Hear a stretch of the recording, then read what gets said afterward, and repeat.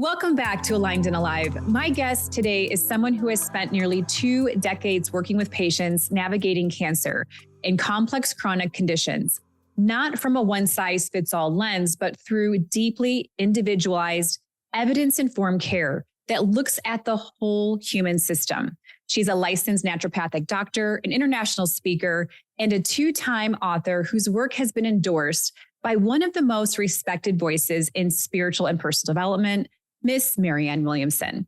Her focus goes beyond symptom management and into metabolic health, cellular resilience, detoxification, and the emotional terrain that so often goes unaddressed in conventional care. She's helped thousands of patients reclaim agency in their healing journeys, founded multiple clinics in Canada, and now leads immersive healing experiences in Mexico that combine metabolic restoration with emotional renewal and nervous system support. This conversation is for anyone who's ever felt dismissed, overwhelmed, or disempowered in their health journey. And for those who know there has to be a deeper, more integrated way forward. Please welcome the lovely, magnificent Dr. Lori Bouchard. Amazing. Thank you so much. What a great intro. You're amazing. Thank you. Girl, and so are you. I've been speaking this to you for the past year when we were in the mastermind last year. And of course, watching you glow up on social media and just like you've taken this like fire in your belly approach to just not holding back and really showing up big and bold. And I cannot thank you enough. As you know, my mom has gone through 2 cancer journeys, and this last one being on her own terms with saying no to chemo, no to radiation, all the things. And it has showed up in so much just in her own agency. And I love it. So thank you for being a voice and in all that you do. I would love to kick this conversation off with the most common thread and theme that I see time and time again, and that is blood labs. So everyone says my blood labs look great. However, we know they can be so deceiving and they still are feeling unwell or knowing something is off. So I would love for you to start us off by speaking more to that overarching common denominator, which it seems to be over the past couple of years specifically. Sure. Yeah. So in my 17 years of practice, when I started seeing patients with a cancer diagnosis 17 years ago, they were usually, the 60 to 70 and up year olds who think, they say, I've always smoked or drank a lot of alcohol and led these very stressful lives. And it just seemed to make sense, right? It's like, well, okay, you can kind of piece things together. Not that anyone ever deserves to have this cancer diagnosis, but they're like, okay, I could kind of put that puzzle together and that would make sense. Now, the past 10 years, I have had mainly 90% of my practice has been 30 and 40-year-olds. And these are people who say, I work out all the time. I follow a clean diet. I do all the things. I can't think of anything. I have a few drinks here and there, but nothing crazy. Or maybe I drank like 10 years ago in university, but now, I've been really clean. So it is really shocking when I hear this from, people who seem to have not many symptoms. And then they come into my office with a stage 4 cancer diagnosis. And they think, how on earth does this happen? And so this is such a big, important comment about having your data run, even for people who feel amazing, right? Because there's so many different inflammatory markers and cancer drivers that you can detect even 6 months before it shows up on a scan. So I'm a big advocate of that, of looking under the hood, seeing what is going on in your metabolic labs and how can we change our lifestyle, our eating habits, how we sleep, what our daily routines look like. So we are living this anti-cancer or anti-anything, any chronic disease that we all are predisposed to. Like 1 out of every 2 people will have a cancer diagnosis in our lifetime, which is an unbelievable stat. So if we know that, what else can we do to see what do our labs look like? How can we live in the healthiest way that condones our own genetics, our own labs, and really setting ourselves up for success? Thank you for sharing that. Because I think what comes to mind for me is a lot of people are seeing, and I don't want to speak down to conventional medicine. However, The ones that do go to their general practitioner are saying, well, I had my labs ran and they were in the optimal range. So everything is good. I have a clean bill of health. I feel that's so common. It really shines the light on how off much of these quote unquote optimal range markers really are. It's so true. And even just for females versus males, and even your age or which like your hormone patterns that you have. So just to give you an example, for iron, which we all need to feel healthy and lots of energy and, great hair and nails and all the things, the range for healthy iron stores in the body is between 5 and 232. So if you're a 10 or a 15 or a 200, it's like, thumbs up, you're good, you're doing great. Meanwhile, you're like crawling into the office and like aching joints and you just feel horrible and miserable. And so that is so important to say. You want to have the optimal ranges. So for females, we do want it to be between 50 and 80. And from my lens in cancer care, anything too high is a major signal for cancer growth and fueling cancer. So I just saw someone today actually where her doctor sounded phenomenal, but she was seeing him for fertility. And she has a cancer diagnosis. And he said, you have really low iron. You need to be taking iron if you ever want to get pregnant. And so she's like, okay, that's great advice. Meanwhile, I'm over here like, no, absolutely not. You are not taking iron if you have an active cancer. And so that's kind of a testament of you can have the best labs and still be within optimal ranges. But so many doctors have their own niches and, body systems that they focus in, that it's like you need to have that whole umbrella approach of what's going on. And we do not want to do anything that could potentially fuel a cancer growth. Right. It sounds like it's a lack of awareness possibly and deeper education. For sure. And I even think about myself, when I first graduated medical school, you just don't know what you don't know. Right. And so you think, I got this degree and I know all about nutrition and acupuncture and all the things. And you come out like really wanting to do the best. But yeah, until you've been laser focused, and cancer and oncology is one of those fields where it's like, you have to dive 100% in. You can't just have it be 10% of your practice because there's so many nuances there. But I could say that even throughout the years, it's like, there's always more studies that just come out, different, topics and so many nuances too. It's never just black and white. But yeah, the advice that does come out does feel that we have to really support the whole person and take that individualized approach. Well, I couldn't agree more. Looking back across the thousands of patients you've worked with, are there early signs or even patterns that you have seen repeatedly that people and even doctors tend to dismiss long before a diagnosis even appears?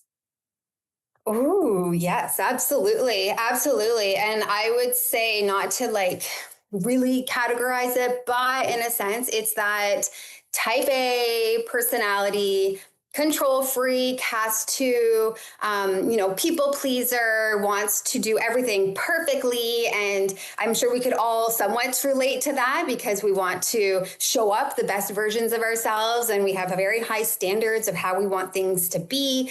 And so that may mean that you skip meals. That may mean that you stay up too late. That may mean you numb yourself in certain situations just to kind of keep plowing through. Or maybe you've had a really rough childhood too, where this is actually well documented. There's it's called an ACE score. So it's adverse childhood events. So the higher that you score on that, the higher your risk for an early cancer diagnosis. And so there's the nervous system look at it too, of like how your cortisol is constantly going and going. And we know that there's direct correlations of people who are in this high cortisol-driven type A personality, that is a direct lowering to your immune system function. So the less amount of your natural killer cells are being activated when you have this high stress life. And many people run on that fuel for years and decades before this cancer diagnosis even happened. So I would say that is the number one thing where someone who gets a cancer diagnosis, they realize, holy shit, things need to change. I need to change. Because what I'm doing is not working. Their immune system does not even stand a chance to recognize things that should not be growing in their body. So it is really that pivotal time where they can reflect. But I would say, I don't want to say 90%, but high amount of people fit into that category of just that like overdoing, take care of everybody else, not necessarily looking at what is my body trying to tell me. Or they're the ones that's like, they drive so hard for work that if they have a symptom, it's not like, why do I have that symptom? It's more about, I just need to take a pill to get through it. Like I need to get through the day, right? Or have another cup of coffee, or just really plow on through with their agenda and their to-do list. Would you say that's a very consistent theme? So for instance, I hear a lot of people say, like, if something comes up in their body that's not normal, it'd be like, oh, it's just allergies, or, oh, it's just because I had a bad night's sleep, or there's always an excuse as to why these symptoms keep coming up. And when they probably should more than likely be looked at as alarm bells ringing, trying to grab attention, saying, hey, I'm trying to speak to you. Exactly. And that fear does deter a lot of people from getting those thorough checkups. They just think like, oh, it's just some bloating, or, I've had many women with ovarian cancer, and that was the only symptom that they had was just lower abdominal bloating, where they first get up in the morning, they feel bloated no matter what they ate or drank or didn't eat. They would always feel bloated, and they would have that feeling for years, just thinking like, oh, it's probably, it's something with my digestive system, or it'll just go away, and we ignore those symptoms because it is scary. You don't want to go in and, see like, what if it is something bigger? But yeah, I think as a society, we've kind of just like pushed those symptoms aside. Like, oh, it's just a little bit of neck pain. This actually just happened with a patient. She came in, she said for 4 years, she had neck pain. She was seeing a chiropractor. She just felt like, maybe it's because she was dancing too much. She was a performer, and she just thought maybe that's all it was. And then she went in, she's like, I need to have a scan of what's going on. She ended up having stage 4 lung cancer, right? Not to like terrify your audience and say it could be this worst case scenario, but it's like anything that's lingering for months, even years, you need to have the scans done. You need to have the blood work done. Personally, I like to do a once a year checkup of circulating tumor cells. So I do a blood draw once a year that can detect over 80 different cancer types. And just to, have my own peace of mind, because this is my world and I see these situations all the time. It's like, I want to know what's going on in my body before it's too late. So you want to catch it when it's early stages versus saying, okay, I waited years because I was scared, and now I have this stage 4 situation that's a lot harder to manage. I love this. So circulating tumor cells testing. Now, what does that look like, and how should somebody, if they are finding themselves, now paying attention specifically because you've shined some light on some of these possibilities, what would be the next step? Would it be to contact for someone like you, where you can give them guidance on what tests to go to, either like a Quest or Sonoran Laboratories? That's what we have here in the US, something like that? Or do you do first and foremost more of an intake deep dive prior to even advising what tests to take? Yeah, I do strongly believe that every single person and their mother and cousin and sister, everybody needs to have a certain set of metabolic labs at least once a year. So whether it's this early cancer checkup, I personally think that should just be covered for everybody, part of normal healthcare, to say like, hey, let's detect things before they become a major problem. But that's just where I think the money health spending should go. But there's other metabolic labs that you could easily just go to your doctor and say like, hey, I actually give this away for free. It's a ultimate cancer screening guide. And it doesn't have to just be for cancer. It could be for any chronic illness or any disease process, because really, if your body is inflamed, it sets up the stage for any condition down the road. So I have a whole free list of labs that I personally do at least once a year, especially if I'm, changing my workout routines or changing my diet habits or stress, or, if I just move across the country and, if there's so many variables of like, I want to see where my body's at. I would in Mexico is actually pretty simple. I can just go to a lab and say, here, I'll pay for this and just do the test. But depending where you are in the world, you may have to ask your doctor to write that requisition for you. Okay, great. So then we will put this link that you have in our show notes for anybody who wants to go and take a look at it to see what you recommend as far as what first protocols to get pulled. Okay. Exactly. Yeah, we can put that in the show notes, is because I do believe that everybody should get certain screening tools just to have that heads up, right? And there's so many women and men who say, like I follow keto and I do HIIT training and I do all these things that are really helpful that I've seen on Instagram. I take these peptides and I do all the, the stuff. And then we look at their labs and their body looks like it's on fire. Like it looks like they are about to have a stroke. And so this is really important before you start dabbling into all of these trendy things that in some people, yes, microdosing them or taking them at a certain frequency can be extremely helpful. But just to, take something because you hear it can help you live longer, that is one of the worst ways to approach medicine or injecting anything into your body. And I just thank you for bringing this up because I have run into so many people that I know, women that are all microdosing, GLP, whatever, everything on the planet. And, but they've been triple tested, double tested, down the whole rabbit hole of like what they've done. And don't get me wrong, like, have I been tempted? Absolutely. Especially when you see your girlfriends who are the same age as you just drop in weight left and right. It's so tempting to be like, yeah, order me some, where do I send the check kind of thing. Right. And something in my body keeps telling me, Chrissy, no, like not yet. Wait till you do a full panel blood draw, see where everything is at first, do this the right way. If that is what I want to do, going down the road. So I'm so grateful you brought this up because I think it needs to be talked about more rather than just, where do I grab these new miracle savers and order and start injecting myself without even knowing, as you said earlier, what's under the hood, what's going on.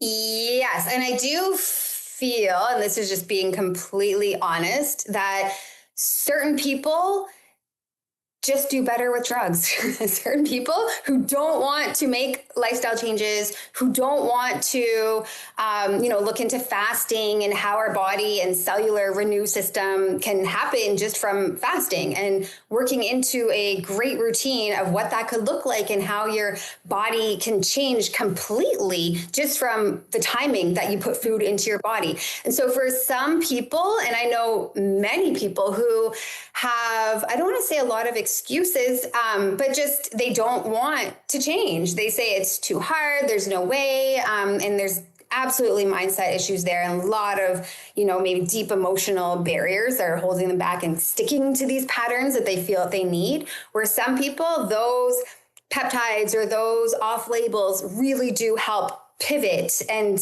change those habits. But as soon as they take themselves off, it goes back to square one. So it is a very temporary solution, right? I even had a friend who was doing the GLP ones, and she was saying when she stopped because she got pregnant, after she had the baby, she's like, I've never felt the same. She's like, I feel so depressed, so down because it affects your dopamine receptors. And so if you're used to having this like high dopamine because you want to control your appetite and you don't want to eat so much at night and you want to be thin and you want to feel really good, then as soon as you stop taking that, what do you think is going to happen, right? You're going to be like, everything sucks. Everything is boring. I need some other stimulus to really get me excited. And so a lot of people do gravitate to food, but, looking at those deep emotional, which I know a lot of your work is looking at really what's going on. And because these quick fixes, they're going to backfire. And we don't know, like you said, it's very early and in the peptide world and even with off labels, like what are the long-term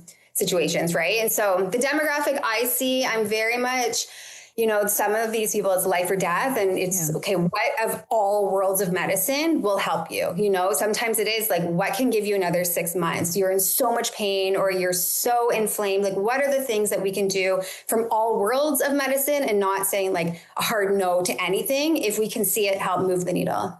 So let's talk more about that. What does that look like for somebody who's in the depths of hell right now? Like they're really fighting for their lives. They're trying to find ways to extend longevity as best as possible with as much, I guess, energy as possible as well. What does that look like for someone who's going through it right now? What can they start doing today to start help building their systems from the inside out? Yeah. And so I would go back to just getting your labs done. You have to understand what metabolic drivers are affecting you. So some people, it's estrogen imbalance where their hormones are completely off and estrogen is driving the train to increase how cells are dividing and proliferating. Some people, it's insulin where it's like this insulin growth factor is really stimulating cell growth. Some people, it's a genetic MTHFR issue where they're not methylating well. And so there's lab tests that you can see. It's like a $10 test to see how are you methylating? Is this something that we can control diet, through methylated B vitamins, things that are so cheap and simple. And so really getting that gauge of like, where is it for you that has that block? So instead of being overwhelmed by everything online of all the things that you can do, it's like working with an integrative practitioner, a metabolic, naturopathic doctor, someone who can really see the big picture there and say, what are the top 3 things that I should be focusing on? Maybe for you, it's stress, right? Maybe it's something where it's like taking things off your to-do list. Like you don't need to do 25 things in the day and then feel guilty for it later because you only did 10 of them, right? So it's like some people, you need to lower that bar and lower how their nervous system is being activated. So for a lot of people, it's really just getting that full assessment and how to lessen the overwhelm, because you know, as well as I do, being online, there's so many things. And that's the problem, especially in a cancer situation where people are driven by fear. And this fear is really driving them off a cliff, to be honest. So I just had someone in the last year where she was 38 years old, stage 4 breast cancer. She was so scared. By the time she saw me, she's already done a fecal transplant. So she paid $10,000 for somebody's poop and put that into her system because she sold, the dream on how it can reactivate your immune system. Sure, fine. But whose poop is that is like the number one. Whose is that? And what regulations did they do on that? And then she ended up going to another clinic, actually here in Mexico. She spent over $250,000 to help with her immune system and how it can recognize cancer. And within months, she had this full systemic cellulitis infection. She actually passed away a few months after all of these trials. And so when I looked at her blood work, I'm thinking, there's so much work that could have been done before even tampering into all these other things. And this is the problem with fear. It makes you kind of just jump into things that you're so hopeful. And if someone is selling you that dream, you feel like, okay, this must be the solution to all my problems. And this is going to give me the cure, right? But without doing that full metabolic panel and really saying, okay, what are the top 3 things I need to clean up in my system so all these other things can work better? Or maybe you don't need those things at all. Right. And so that's the problem when people are just kind of like grasping at straws and waiting and feeling like this is going to be the answer. But I truly believe you have to have that full metabolic panel done and all the data before you can even entertain the idea of, yes, this will be the best next step for you. It's the blueprint, it's the drawings of like what next and how are we going to go in and design this thing and transform everything. Okay. So I would love to hear your take on this because I have my own opinion, and I know a lot of my listeners know this. There's so much emergence. You spoke on it earlier about the cancers now being so prevalent, especially like stage 3 and 4 at 20s, even 30s and 40s now. Like it's beyond prevalent. I just saw another post yesterday where someone's brother, he's 42, is diagnosed with stage 4 bowel cancer. And so we know it's foods, right? A lot of it's foods, processed foods, our environment, all the things. Do you feel also that there is a layer of the social media component that does contribute to the demise of our immune systems? As in the social media component. When you mentioned earlier, made me think about it, was fear. And so when we're hopping on social media, we are literally opening up Pandora's box on all this information coming from credible sources, non-credible sources. Like it's just anybody can speak to whatever they want now at any hour of the day. And so when you open up that app, you're being fed so much. And a lot of it is increasing the rate of fear. And so many more emotions that are arising within us that normally wouldn't be there unless we were digesting at a high volume every single day. And so my mind just kept thinking about this a couple of weeks ago when I was working with a client. One of the things I had him do was to go off of social media just for a brief period of time to reset his nervous system, to really regulate everything before we open up again. And it was astonishing at the shift alone just from social media.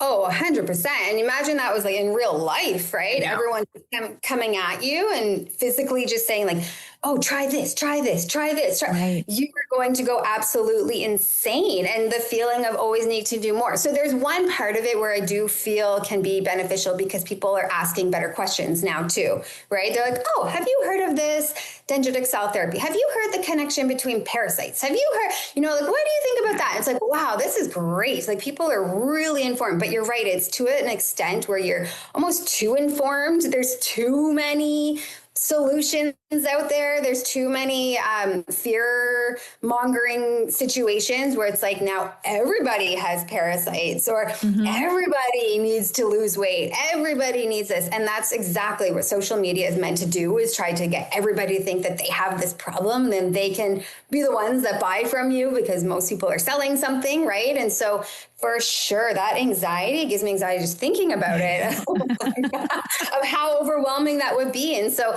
I give that same advice to patients, saying just turn it off. You have to just stop and sit with yourself and really understand, like, what do I want? Do I intuitively feel this is something that I should do as my next step? Because you start to lose your own voice in the process when all these other experts seem to know more, or these influencers or whoever else. And we've all heard those stories where, someone just did this one therapy and now they're cancer free for years. And it's like, they want so badly to be that person. So it's like, what if I try that, And it does, I like the hopefulness of it all. It's like, we all want to be inspired, but then there's also a lot of pressure of like, why didn't I respond like that person? Or why didn't that work for me? And most people on social media, they give you like 10% of the story, right? They're not telling you all the other 100 things that maybe that they did that were hard or overwhelming, or the times that their labs did come back looking horrible, right? They don't talk about that whole roller coaster. So it's good in a way to feel inspired and informed, but yes, to like know when to draw that line before it's actually like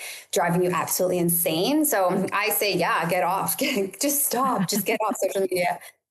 Say no. So another thing that comes to mind because of the prevalence of it on social media is all these alternative therapies to help with whether it's mental health or any sort of addiction. And that is plant medicine, ayahuasca, ibogaine now is a huge one. So have you seen any correlation with patients that have come through that have had experience in this work, have tried using this method, doesn't work for them for whatever reason, and they come to you with a possible diagnosis? Do you see any connection with these alternative therapies that are showing up? I see it actually in the benefit of it, and to see a lot of, and it's to do with what we're saying, the personality of someone who is higher chance of getting a cancer, just because all the stress and cortisol and that type of type A personality. So they'll be the ones that come into my office and say, I've been doing everything. I've been doing this. And they're just like really intense about all the things and they want to do more. What else can I do? I want to be like adding to the regime. And I'm just like, whoo, sometimes it's better just to like, whoo, do less.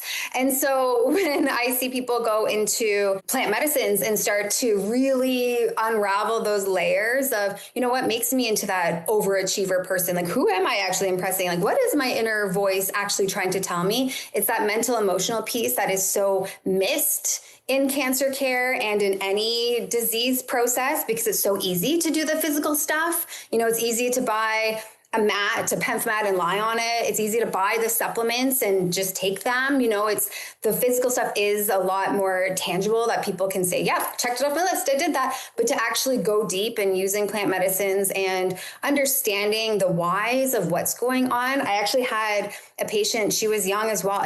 I swear, most of my patients are now in their 30s. She's only 32 and she has stage 4 ovarian cancer, and she was doing all the things the doctor told her, all the things that her naturopath. And by the time that I met with her, she's just like, I want to come do stuff in Mexico and learn about how I can take my healing to the next level. She actually was doing a few different plant medicines, and it was unbelievable what happened with her. She went into this vision where she felt like she was in her mom's womb and she felt that she was carrying the weight of her mom, her mom's mom, her like 3 generations back. And she was terrified and scared, and she felt alone and not supported and not loved.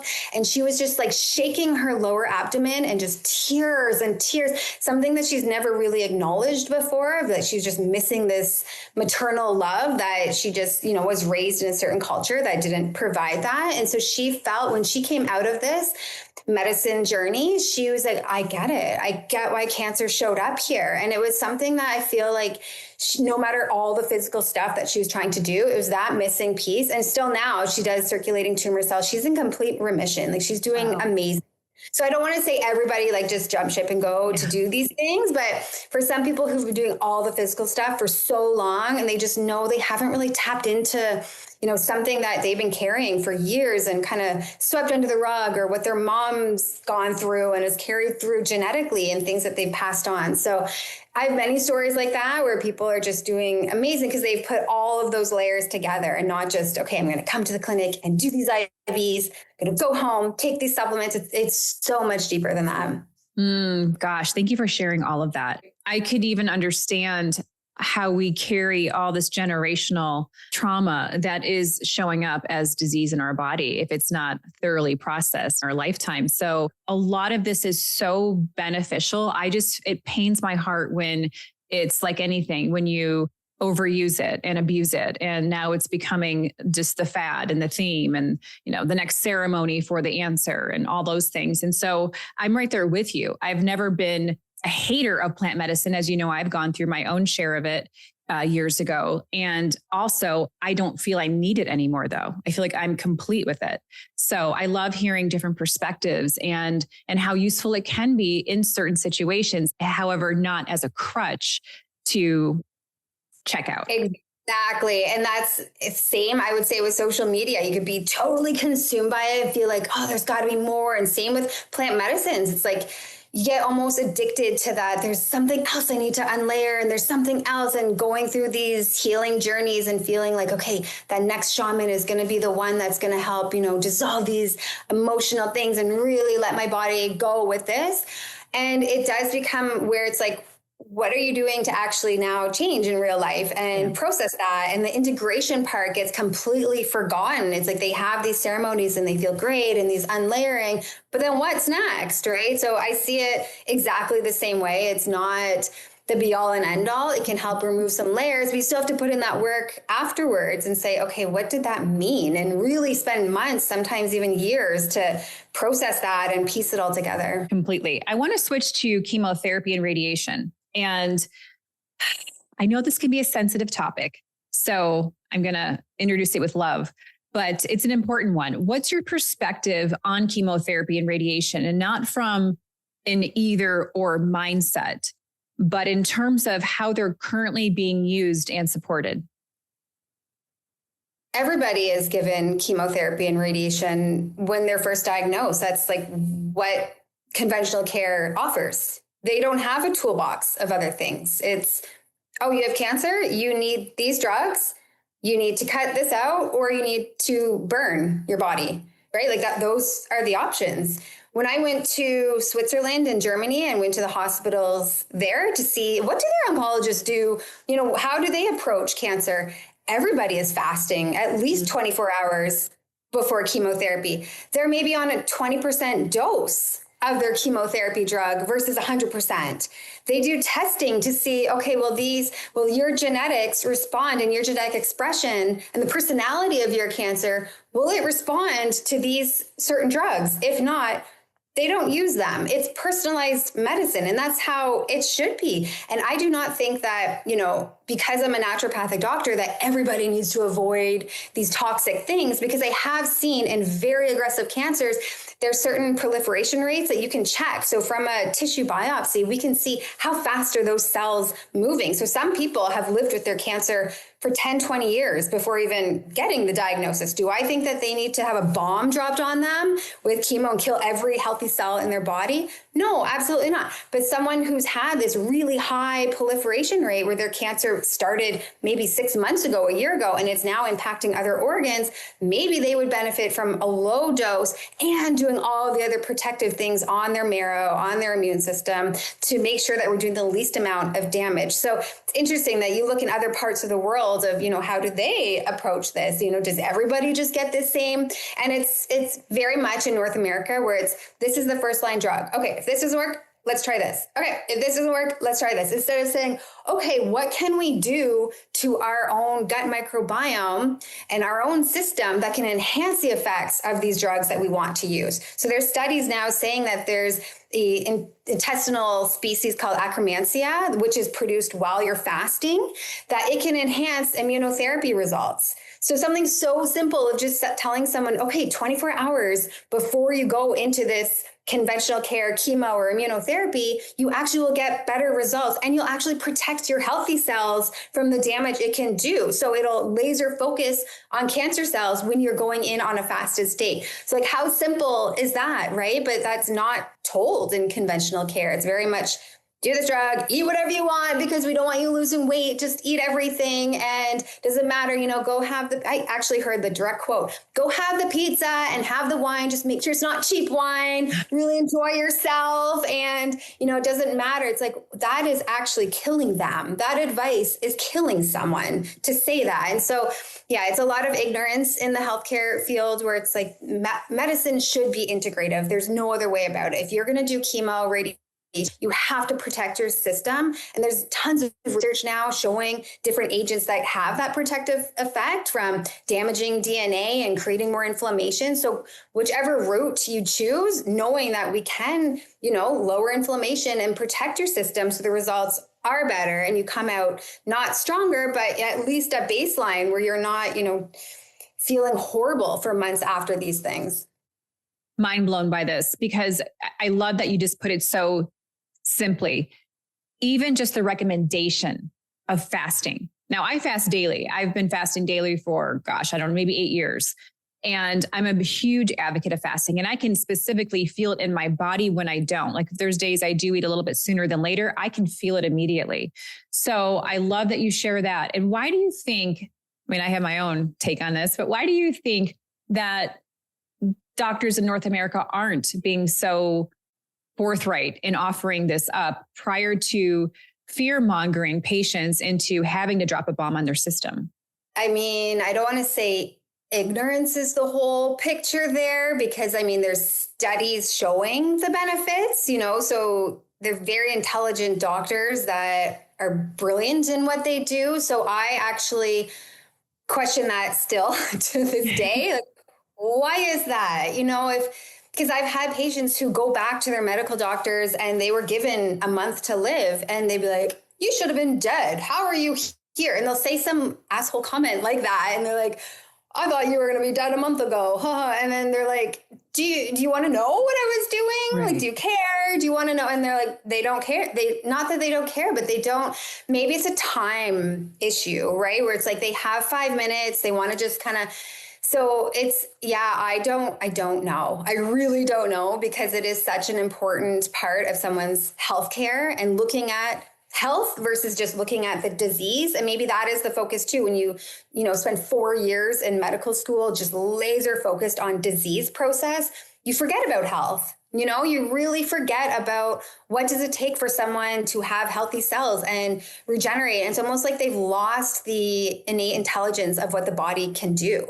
Right? Like you've lost that faith in what the body is capable of. And so it's so brainwashed into them on this drug is what you need because it's been the most studied and published and it's been around. And, if you have this symptom, this is what you need to match it up with versus saying, hey, why did you get sick in the first place? What did that environment look like? What was actually fueling this to happen? So those questions just are not asked. And it's very different mindsets. You think about conventional, it's very laser focused on disease, right? And so I can just imagine spending 4 years indoctrinated into this way of thinking. You come out thinking like, this is the only way, only way to do things.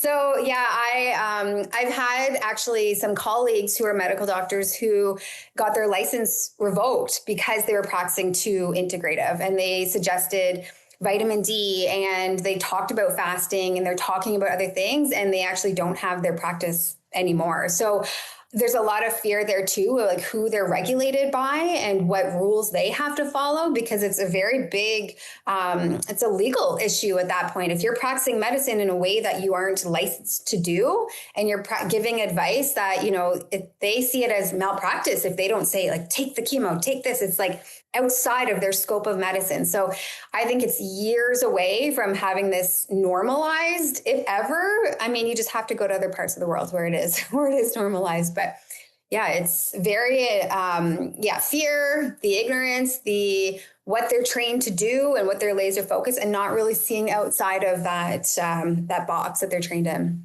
Well, this is why it's so important that everyone become their own wellness advocate, and like really become so in tune with knowing what you just mentioned is really the pathway, right? It brings back what my mom went through last year when I shared with you. She had stage 4 cancer. The tumor was like a size of a grapefruit and had to have surgery. And my poor mama went through hell, and she's so resilient, came back. And it was what the doctor had told her was, all right, we need to get you on chemo immediately, blah, blah, blah. You have a turbo cancer. It's going to come back right away if you don't.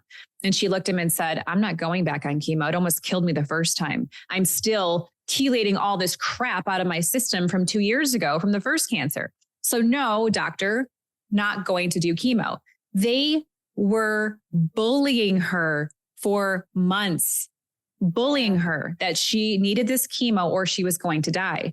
And talk about infuriating, like to the point of, I've never seen my mom battle like for her health so hard in her life, and just kept saying, no, thank you. No, thank you. No, thank you. She sees her naturopath. We're now going on a year and a half. My mom's blood labs look stellar. I'm not going to explain on this episode what she did. However, my point in even sharing that story is you have to become so intentional about your wellness. You have to advocate constantly. I love that story. Your mom sounds like such a badass and so incredible. And that is, I would say, one of the top characteristics of thrivers, right? Like you have to be questioning and like, not putting these doctors on a pedestal of, okay, everything that you say is what I should do. Because you're right. Most people would say, what? I'm going to die and there's going to be cancer everywhere. And this is the path. I'm like, how do they know? How do they know? Like they don't know the other 100 things that you can try and that you're going to do. So that's incredible that your mom has that fighting spirit, because you absolutely need to have that. There's actually a really great book that I like from, his name is Dr. Bernie Siegel. He wrote, have you read that? It's called Love, Medicine, and Miracles.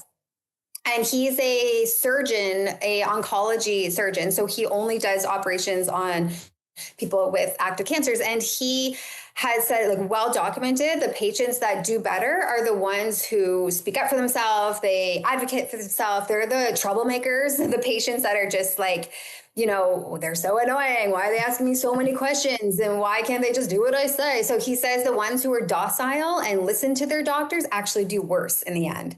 So it's really interesting to hear it from a medical surgeon to say, you have to be that annoying patient and you have to question everything. And if you're too tired, like a lot of patients are just in this like analysis paralysis mode, right? Where they're just like too many decisions. I can't even imagine making another decision for myself. And so having a team of loved ones who can advocate for you to really get on those calls, record the calls, even like now with AI, it's so easy to have your transcriber like in these appointments and then ask AI, hey, what are like the top 20 questions that I should be asking? Because if you don't have a medical background, like how do you know what to ask, right? You just assume, kind of like when I go to my accountant, they're like, you just need to pay this. Okay, like I don't need to know about dividends and like different expenses. And I just don't need to know that. Like, just tell me. But then to have AI to actually say like, hey, what does all this mean? And have someone who has your best interest at heart that can help you with all that research and really see the full picture. So now there's no excuse, right? Like before, I feel like it's a lot of researching online, but you can use AI to your advantage to really say, like, what are all the different things that, from a metabolic approach that can support me? Like, what should I be asking? What are the risks here? What's the long-term studies that have been done on this? Because most people do jump into things blindly. So the fact that your mom is the one that's like, wait a second, like, back up, let me just and the fact she's doing so amazing, that's huge. That's great. I know. I love it. And that is the upside to AI in many ways, right? Being able to have this opportunity than ever in our lifetime to be able to challenge and ask these important questions. I would love to touch before we jump off today. I want to touch on your clinics because I'm so impressed by what you've built and what I've learned in the past year on your amazing offerings that you help support people in. Can you speak to your clinics and what they look like when somebody is looking to have that next layer of care? Sure. Yeah. And I could even start off with the way that, like, why it's there, because when I was younger, my mom was a health freak and she'd always be juicing. And I had my first colonic when I was 10 years old because I had a sore throat. Like, there was just so much work that seemed to be involved in natural health care where it's like, why do my friends just get a pill and they can feel better, Mom? Like, why do I have to be having this tube up my butt to clean out my colon? And she's like, well, that's where most of your immune system is. 80% is in your colon and it's going to help systemically. I'm like, well, when you're 10 years old, that doesn't even resonate. But anyways, I remember from a really young age thinking, wouldn't this be so amazing to have a center where someone could be getting all the data, all the labs, really personalize their care, looking at the genetics, looking at all the aspects of why did they even get sick in the first place, and have this center where someone can spend a week at a time to really transform their health. And so this is what I've been doing now for 17 years. It started off as like just me doing all the things where I'd be starting the IVs, I'd be doing the colonics, I would be reviewing the labs and doing all the things. And now it's really exciting. I have people flying in from all over the world coming in for these deep healing experiences where they are literally plopping their body into this clinic's hands and saying, tell me what I should do. Like, how can I reverse this illness that's been happening for years and decades? And so my one clinic in Ontario is, that's the main focus, is running these deep healing experiences. And now I have 2 more clinics in Manitoba, which I'm hoping to roll out eventually. So people have multiple locations that they can choose from. I know Canada doesn't sound so appealing, but eventually it'll be in other parts of the world too. In Mexico, who knows? I may have a brick and mortar here eventually, but it really is a one-stop shop where they can have these experiences where it's all based on data. So it's not this one size fits all cookie cutter approach where everybody gets the same thing. It's really looking at over 50 different biomarkers of their gut health, their immune system, their hormones, lymphatic toxicity, all the components of why is that person ill in the first place. And then we devise this 5-day, we do a 2-day reset as well, but for more chronic illnesses, we need at least 5 days where they spend 9 to 5 doing all the therapies to really help activate their immune system to build strength and rebalance. So what that looks like for everyone can look a little bit different, but mainly it's data first, detoxing, cleaning out whatever could be the obstacle, and then nourishing. So it's kind of like in that cycle there where we're constantly reassessing and supporting someone. So I truly feel that's what people need to get well, not this like have one appointment, get sent home with this overwhelming plan, and then try to figure it out, because most people who are ill, they're exhausted. And the thought of juicing and setting up their own coffee enemas and doing all this stuff on their own, it's so tiring. So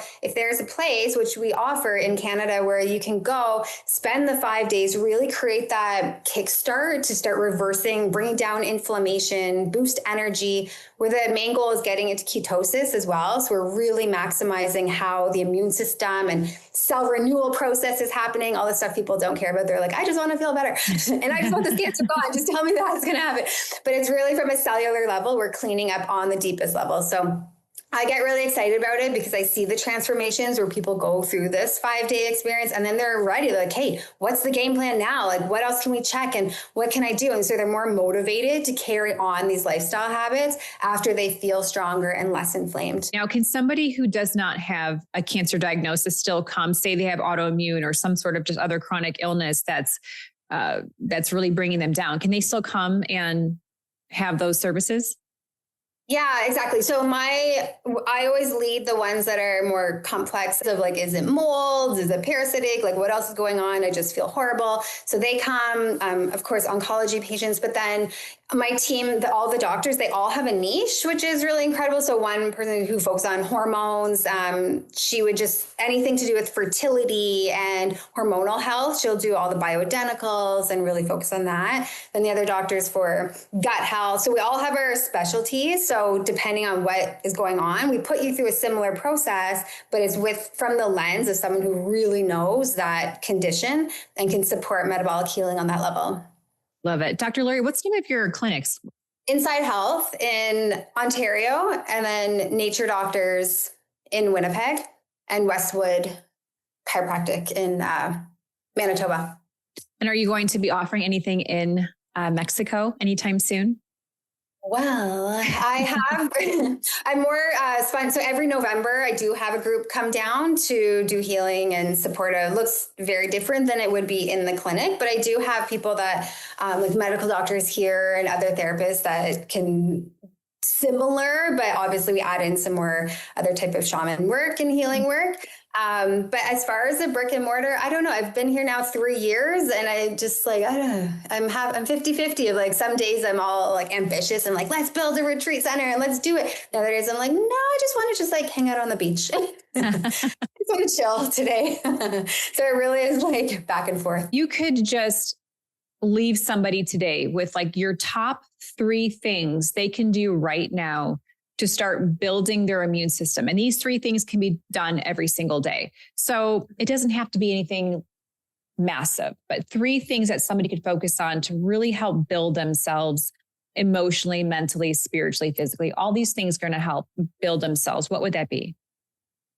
Fasting has to be 1. So that's a minimum of 12 hours. Like that should be very attainable. 12 to 14 hours of no food or drinks that could spike your glucose. And that's done overnight. So hopefully that's very easy for people to do.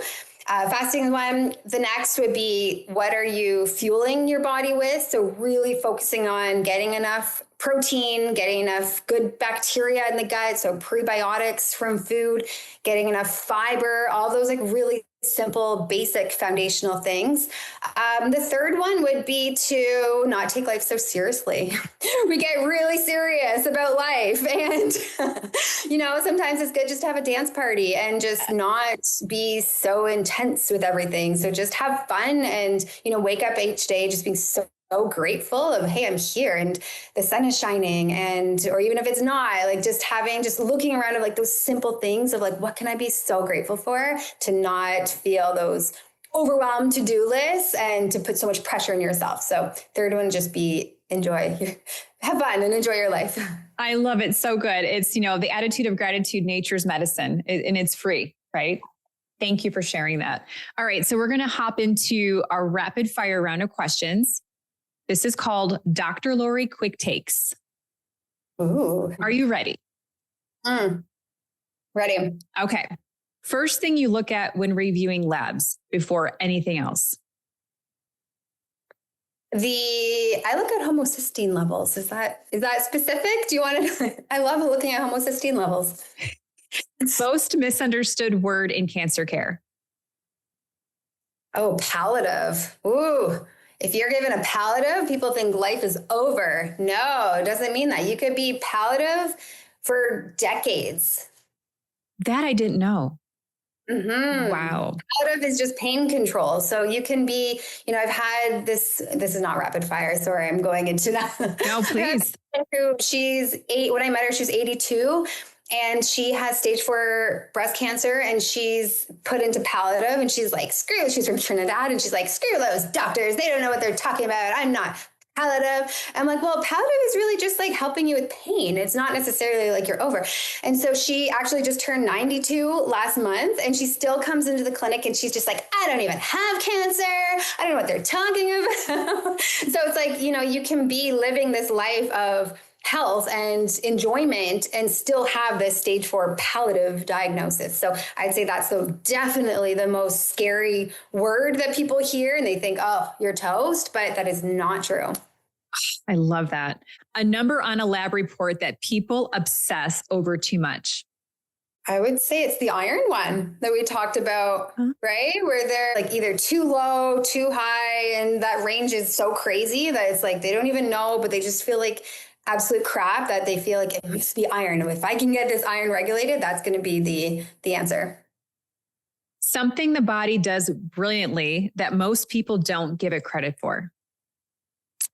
Oh, detoxing, cell renewal, just fasting and giving your body a break. It can do all the work. And so if you're sick and you're not going into a fast, you are working on an uphill battle there. So just fasting your body is so incredible. Every cell renews every 2 to 3 days. And so if you do a longer fast, you can essentially have a brand new gut in 3 to 5 days. So pretty magical in what it can do, this self-healing machine. And we know even when you cut your finger, it just magically heals. You don't have to do anything, right? And so giving your body a lot more credit on just the process of cell renewal and how fasting and fueling it with the right things, it can be quite magical. Oof, and I'm feeling magical. I'm going on 18 hours right now for my fasting. One habit that quietly supports metabolic health more than people realize. Napping. I'm a huge fan of napping. Just put myself in timeout. I'm in timeout now. I need to go on my own. Just 20 minutes of just like think of nothing, lie down, just do nothing. Put that into your calendar where it's like afternoon nap, midday to any time. Sometimes it'll be like right before I eat dinner. I'm like, I'm just going to put myself in a little timeout zone, calm my nervous system down and then go back into life with a whole new perspective and a whole new energy. A question you wish every patient asked their doctor. Why? Why? Why did this happen? Why? Tell me more. It's finding, not just settling for a diagnosis. Why do I have this diagnosis? Why? You want me to take this drug the rest of my life? Why? What else can I do for my system? Why do I have this? I want people to start asking why, and they can start digging real deep of, okay, maybe it started 10 years ago when I traveled or when this trauma happened, and, really understanding and asking, be that annoying patient and ask the whys. Something you wish people stopped Googling at 2 a.m. What diet for their condition? Because it's never going to be that straightforward of this is the diet you need for this type of cancer or this autoimmune. It's never going to be that straightforward. We have to take into consideration genetics and blood work and lifestyle and your current weight. So to get this cookie cutter of this is the protocol that I need to have. And because of this condition, that is not going to take you anywhere. It can actually be more detrimental. So stop WebMDing everything. Okay. Yes. One mindset shift that changes healing outcomes the fastest. That whatever you're going through, it's not forever. So it can feel like it's forever when you're in this storm of just feeling awful, but to really remind yourself, this is just a roadblock. This is just a hurdle. Your body will get through this and you will get to that other side. So we don't always know when, but it will happen. So you have to keep telling yourself that because it can get very dark and discouraging if you feel like that's the way you have to live forever, but it's not true. We've seen people turn around time and time again. So keep reminding yourself life will get better. And this is just a phase. And this is just a hurdle that you're going through right now. So good. If you weren't doing this work, what do you think you'd be doing instead? Oh, I actually thought about this the other day. I would be a crime detective. I love figuring out, the crime scene movies of who did what, but I would love to be, the investigator that's following someone home and where did they go? And looking into this. It would be a crime scene detective.